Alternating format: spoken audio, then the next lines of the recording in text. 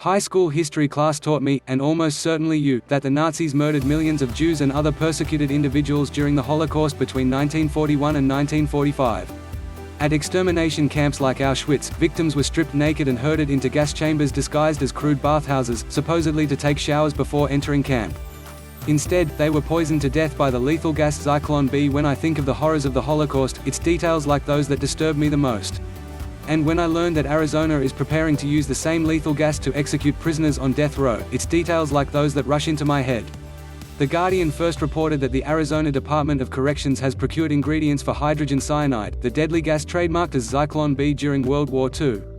According to documents obtained by The Guardian, corrections officials have also refurbished an old gas chamber at a prison in Florence, Arizona, and conducted a series of tests to ensure the chamber's functionality.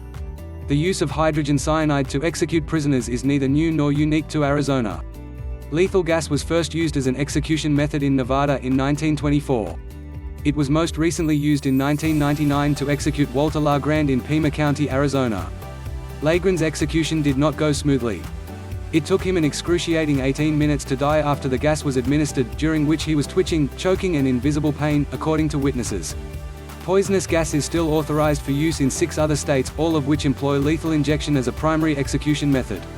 Gas has been used for only 11 executions in the past 50 years because it's considered by many to be cruel and unusual punishment. Fordham University law professor Deborah Denno, who has done extensive research on the death penalty, considers gas particularly barbaric. Of all the methods that we've ever used in this country, lethal gas in the way that Arizona plans to use it is the worst of them, she said.